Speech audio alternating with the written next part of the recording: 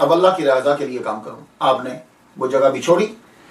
آپ حضرت حسن بصری رحمہ اللہ کے ہم عصر ہیں، اس لیے مجھے یقین ہے کہ مالک ابن دینار رحمہ اللہ تعالیٰ نے ضرور کسی نہ کسی صحابی کی زیارت کی ہوگی اگر یہ حضرت حسن بصری کے ہم عصر ہیں. ویسے کہا جاتا ہے کہ آپ 748 میں جو ہے وہ وفات پائی آپ نے.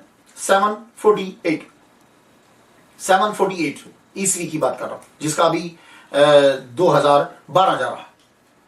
تو 748 میں اگر آپ نے وفات پائی ہو تو 90 سال کی عمر ہے حضرت مالک بن دینار رحمہ اللہ کی. تو اس کا مطلب یہ ہوا کہ آپ 658 عیسوی میں پیدا ہوئے، تو یقیناً آپ نے کسی نہ کسی صحابی کی زیارت کی ہوئی. تو آپ تابعی بھی ہیں، اور اگر آپ کہیں کہ تابعی نہیں ہیں تو تبع تابعی تو آپ کو ماننا پڑے گا، کیونکہ حضرت حسن بصری رحمہ اللہ کی انہوں نے زیارت کی ہے. تو انہوں نے کئی ان لوگوں کی زیارتیں کی ہیں جنہوں نے صحابہ کرام کی زیارتیں کی. اب تصوف کی طرف آپ کا جو ہے وہ رجحان ہو گیا، آپ چلے گئے بصرہ کے اندر آپ نے قیام کیا. اور اب تصوف میں جب آدمی آتا ہے تو تصوف کے اندر سب سے پہلا کام یہ ہوتا ہے کہ نفس کی مخالفت کرنی. یہ بات یاد رکھیں. اب یہ نہیں ہے کہ آدمی تصوف میں چلا جائے اور خواہشات کی پیروی بھی کرتا ہے.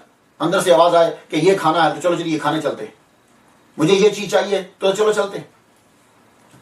آپ کا من چاہا کہ میں گوشت کھاؤں، 20 سال تک مالک ابن دینار رحمہ اللہ نے گوشت نہیں کھایا.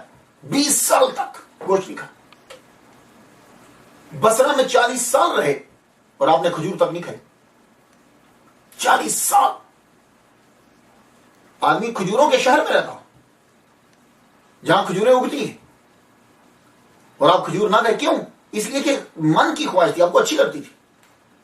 اور ایک مرتبہ تو نفس نے یہ کہہ دیا کہ کھجور بڑا دل کر رہا ہے. آپ نے کہا ٹھیک ہے میں تمہیں کھجور کھلاتا ہوں، لیکن اس کے لیے شرط یہ ہے کہ تجھے 1 ہفتہ روزہ رکھنا پڑے گا.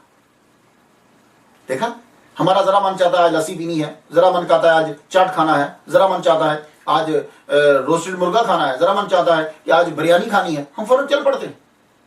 مالک ابن دینار رحمہ اللہ تعالی نفس نے صرف اتنا کہا ہے کہ مجھے کھجوریں کھانی ہیں. کیا کھجور حرام ہے؟ نہیں. وجہ یہ ہے کہ جب ایک مرتبہ نفس کی بات مان لی جائے گی تو نفس آپ کے اوپر حاوی ہو جائے گا. تو تصوف کے اندر یہ ہوتا ہے کہ نفس کی بات نہیں مانی، نفس کو مارنا ہے. حرام تو عمل کرنا ہی نہیں، ماننا ہی نہیں. حلال میں بھی جہاں تک کنٹرول ہو سکتا ہے نفس کی بات نہ مانو، اس کو اپنے اوپر حاوی نہ ہونے دو. ہم نے کہا ٹھیک ہے میں تجھے کھجور کھلاتا ہوں لیکن 1 ہفتہ تو روزہ رکھے گا. ٹھیک ہے، آواز آئی؟ ٹھیک ہے. کھجوریں لی، کھجور لے کر آپ چل پڑے کہ مسجد میں بیٹھ کر میں کھجور کو جو ہے وہ کھاتا ہوں. مسجد میں گئے تو مسجد میں جب بیٹھے نوئی تو سنت الاعتکاف، بیٹھ کر ابھی کھجوریں کھولی ہیں، ایک لڑکا بچہ جو ہے وہ داخل ہوا. کیا لگا وہ ہماری مسجد کے اندر یہودی آ گیا، ہماری مسجد کے اندر یہودی آ گیا، ہماری مسجد کے اندر یہودی آ گئے. بچے کی آواز سے اس کا باپ دوڑا کہ شاید ایسا ہی ہو کہ یہودی آ گیا وہ مسجد کو خراب کرنے کے لیے. اس لڑکے کا والد جب مسجد کے اندر آیا تو دیکھا کہ یہ تو مالک ابن دینار ہیں. معذرت کی کہ میرا بچہ آپ کو پہچان نہیں پایا حضور.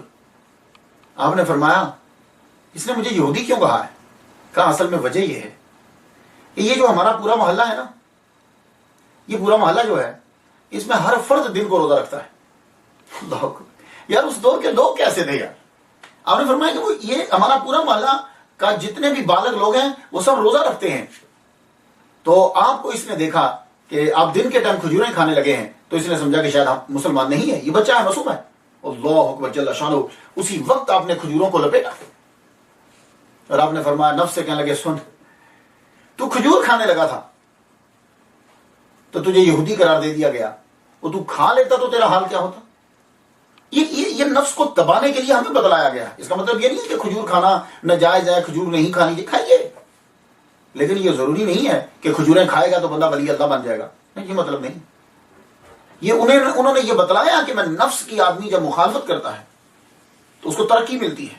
اس نفس کی ایک بات مانو گے پھر یہ دوسری منوائے گا، پھر یہ تیسری منوائے گا، پھر یہ چوتھی منوائے گا، اور آخرکار کیا ہوگا کہ یہ شیطان کے حوالے کر دے گا.